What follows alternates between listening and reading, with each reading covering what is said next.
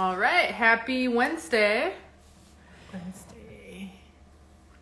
This is... Cheers. Yes, cheers. This is a mug Michelle got me from Hong Kong. We loved resale consignment. Happy Wednesday to you. How you doing? How is your Wednesday going today? If I don't look tired, do I look tired? Yeah. Oh my gosh, you guys. I have been running on lack of sleep all week. Yes, all week here. Because... The last one. Okay, so we start here. No. Okay. There. So, got it. Okay, so it's going to be 10 hacks to a smarter and cheaper shipping today. Yes. All right. Are you tired? No, being tired is an understatement. I am exhausted, and I'm depending on this coffee here to hopefully snap me out of it. It's pretty darn strong. It's pretty good too.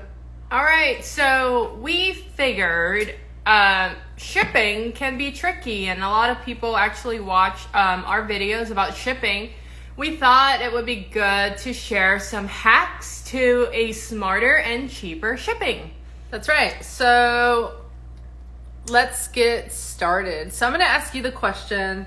We are on a little bit later than normal today, and we actually don't have anyone. We had one person and they left. No one is here now, but that's okay because we're still going to record this as a podcast, which we're going to be uploading daily. Correct. So the question is, do you have any shipping hacks? And what are they?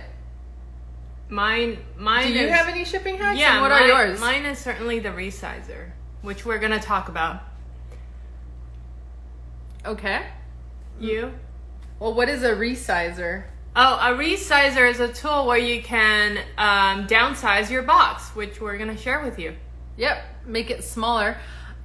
Shipping hacks. I mean, honestly, let's be honest. My favorite thing about shipping is all the free things that you can get. That's my favorite. Cool.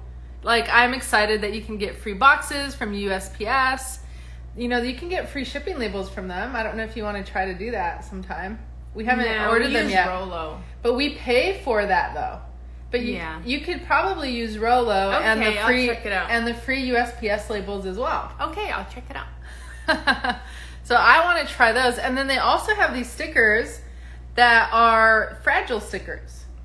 Yes. And I believe they're free as well. Oh, that's cool. I'll check it out. I've heard that some say that it's not free and you have to pay like some money for it, but let's look into that because, I mean, if it's free, it's free. Yeah. So, good morning, Six Creative Concepts. Karen, how you doing?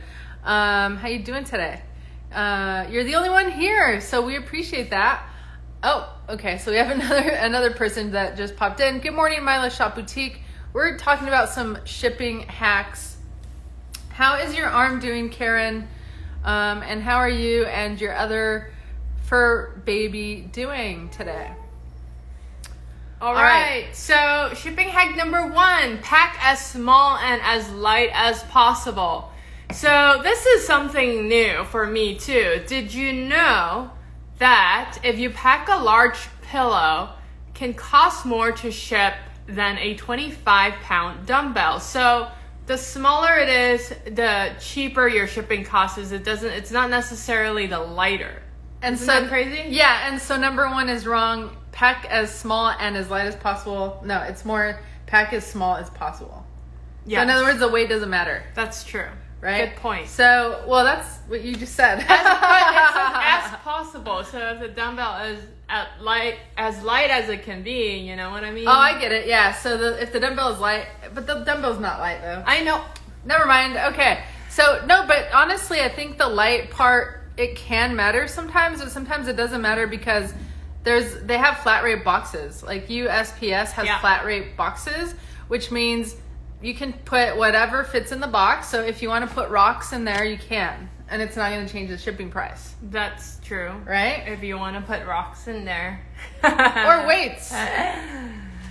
So the rule of thumb is really to package your products in the smallest possible dimension Use as little packaging material as is safe for your items. You don't want a durable box and paper filler to add extra weight if your product would be just as secure in a padded mailer. Isn't that crazy? Yeah, exactly. Yeah, like sometimes, you know, when we're putting together some boxes, we are careful with not putting too much paper in there, and all that padding and the weight really adds up. So, like, we'll talk more about it in a minute, but if your box is too big, you don't need to fill it up with a bunch of extra, you know, paper or weight. What you really need to do is you need to resize that box, and we're going to show you a picture of a resizer in a little bit, which can help you bring the dimensions of the box much smaller. Okay, number 2. Use enough quality packing materials. So packaging your products with insufficient padding can be a costly mistake. I've learned it the hard way. We have broken stuff before because we underpack. So sometimes spending more on shipping could save you money as well. So definitely it's an investment to put in the right and appropriate packing materials. Yeah, so we use a lot of bubble wrap. We like to really bubble wrap the heck out of our items, and bubble wrap costs money. And so this is like one of those things you don't want to be cheap on, and that's definitely something worth spending money on. Okay. All right, so number 3 is be strategic. Use USPS for the lighter shipments and the smaller shipments, and then you can use UPS or FedEx for the heavier, larger shipments. So anything under a pound, definitely use USPS because they're probably going to be around $5 or so. If it's over a pound, definitely evaluate between Priority Mail and FedEx. We use FedEx a lot for all our shipments, and we're going to talk about the FedEx Smart Post shortly. So how does one do that? You're saying basically you have to go on 3 different websites to find out what the different weights and stuff are? Well, it depends on what platforms you're using, but yes, there are websites that allows you to compare pricing, and you can use if you are using Etsy or eBay, the rates would come out when you want to ship the item. Right. Okay. But Poshmark, you can only use USPS. Correct. Okay. Priority Mail. Yes, correct. yes. So this is what we're talking about in regards to UPS and FedEx. So look into last mile delivery. So this is interesting. They have this thing called USPS SurePost or FedEx Smart Post. So you can send packages without incurring residential surcharges. Your chosen carrier will simply drop off the packages at your local post office, and the USPS handles the neighborhood delivery. So if you have FedEx do the regular delivery, it's probably going to double the cost of what you pay for. But if you use FedEx Smart Post or USPS SurePost, your cost will significantly go down. Have you ever used those things? Always. The home delivery, Smart Post, those are all through the last mile delivery. Which is what? What is a last mile delivery? Which means they drop it off at the local post office. Who's they? FedEx or UPS drop off the packages at the local post office, and they have the local post office deliver the packages. Oh yeah, like there's home FedEx delivery. Correct. Which is this basically, correct, right? Yes. But I never heard of UPS having that. Because we don't really use UPS. Right. And eBay only uses FedEx and USPS. Okay, so I wonder we should probably do a little bit more research on how to use UPS. SurePost? Right. Okay. Because because it might benefit our bottom line. We don't really know, right? I think Mercari uses them, but they just say UPS. Right, maybe, definitely. Okay, number 5 is order free shipping supplies. So we always touch on that all the time, but yeah, definitely max out your free shipping supplies from USPS and UPS.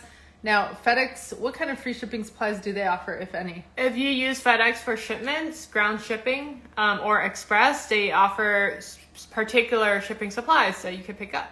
Yeah, like what? Boxes. So it's free? Yeah.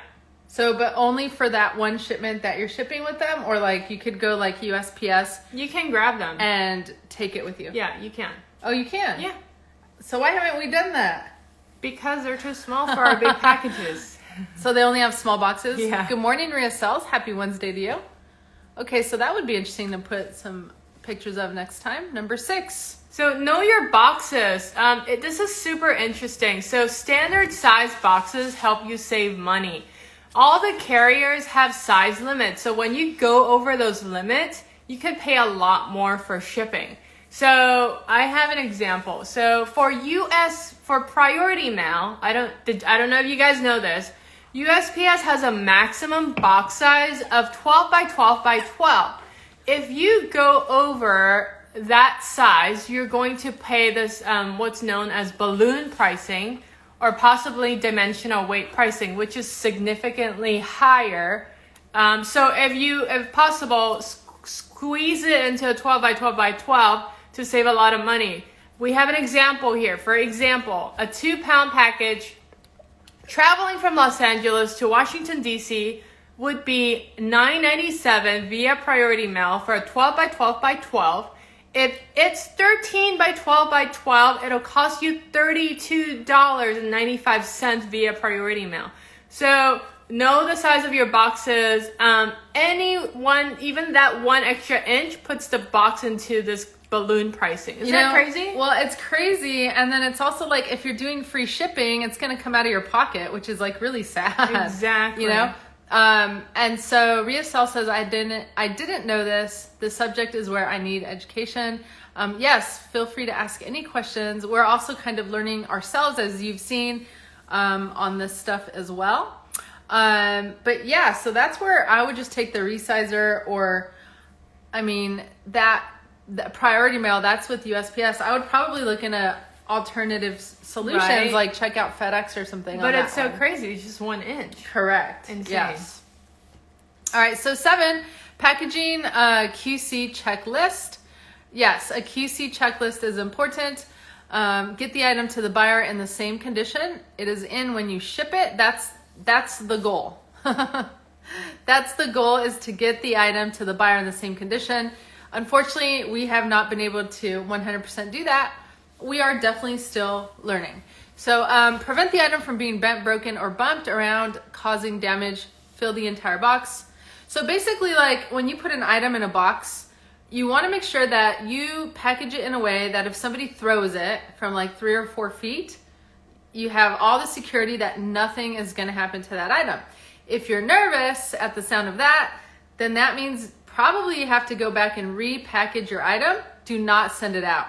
So there's been times when we've caught each other on a mistake with shipping, and we undo the shipping box and we redo it. It is worth doing that because you don't want to create a bad customer experience. You don't want to mess up your eBay ratings. And we do have a question here. So can you go over what size box you use for board games? So it really depends. Some vintage board games are actually super long. And what I usually do, because board games are fairly light, I use priority mail boxes, and I actually Frankenbox it. So you take one of those regular size long and narrow boxes, you put in another one, and you attach it, and you can mail it out just like that. Yeah, and then, exactly, yes. But you got to use priority mail. Yep, that's right. So, and they say, like, you know, I talked to Glow Girl Glow. She works at the post office, and she said she sees that all the time, and it's perfectly okay to do that, in case you were wondering if that was allowed or not. So Ria Sal said, okay, thank you. You're welcome. Good question. Yes, so that's good with packaging. Yeah, you want to protect your item from drops. With board games, you want to protect your item from getting smashed as well. So, so fragile stickers are your friend. And we always bubble wrap the board game too. Yeah, we would extra bubble wrap everything. Exactly. And that goes to our point, when in doubt, overpack. So the box that you place the item in shipping and for shipping needs to be a few inches bigger than the item all the way around.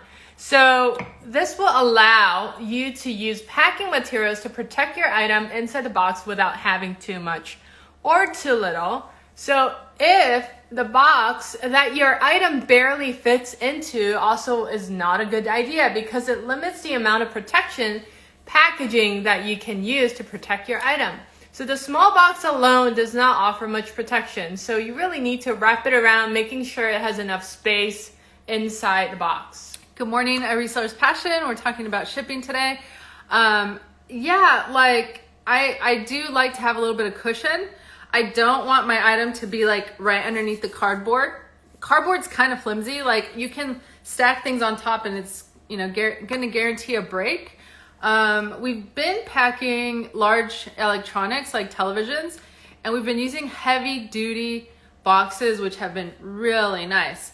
Also, if you resize your box and you make it smaller, that also adds an extra layer of protection at the top of your package. So number 9, here's an example of a Frankenstein box. And good morning, A Reseller's Passion. We actually recently ordered tie-dye shirts from you, and we were gonna wear them today, but we didn't, so perhaps tomorrow will be the day. So thank you so much for you know, the love and for sending that over to in our direction. We're excited about it. So Ria sells, going back to your question about board game, this is an example of how I packed the board game. Mm-hmm. You can Frankenbox it, use 2 USPS boxes, connect it, making sure it's snug, making sure it has enough space inside too, so you know it's not too small. And that is a way to save money for your shipping. Really quickly though, do not ever bulge your items that you package. That's going to guarantee a break as well. So the key is to have that perfect amount of, what do you call it inside? Space? No, not space. So you don't want any space in your box, but you also don't want to overpack it to where it's bulging. So what you want is you want to shake the item and you don't want to hear any shifting at all whatsoever. Yeah. So you need the perfect amount of like stuff cushion? That you put inside the box. Yeah. Protection. Okay. We're playing a game of, what do you call it? Oh my gosh. You guys, I need to sleep more. I can't remember any words. Charades. All right, so Reseller's Passion said USPS has a box specifically for games. I just received my order last week. That is cool. What is the name of the box, Leslie? How can we identify that when we order our things online? Yeah, Thanks for sharing. Really cool. We appreciate that. The last thing is number 10 is use a box resizer. This is definitely our all-time favorite tool. If you would like to purchase one, it is on our bio, and you can find a link there on our favorite items and favorite tools. You can purchase it from Amazon. We have an affiliate link available there, so you're not buying it from us. So that is definitely to save money if you downsize your box, as we talked about it. So when you ship something and the box is too big, don't worry. Downsize it, making sure it's perfect size for your item, and this is the magical tool. So Ria sells, I don't know if you're following A Reseller's Passion. If you're not, give her a follow. She has a wealth of information and energy for you when it comes to reselling. She recommended looking for a game box on USPS that she just ordered. We can maybe take a look at that and order some ourselves. Good morning, 2434 Collectibles. Happy Wednesday. Okay, Marina. Finally, we end every single live with a meme. And so Ria Sells says, yes, I follow her. Reseller's Passion says, yes, she is awesome. Yes. Okay, so here's the cool. Have you ever gotten a package like this? The box is huge. There's a ton of like those bubble things inside. And all you have inside the box is 4 little cell batteries. Actually, that happened to us. That happens to us all the time. But you know what? We use the boxes. We upcycle the boxes, so we appreciate it. But I don't know what other people do with their boxes. So again, thanks again for joining on this beautiful Wednesday morning. We hope you have a fantastic day. We will see you tomorrow, Thursday. And thank you again. See you next time. See ya. Bye.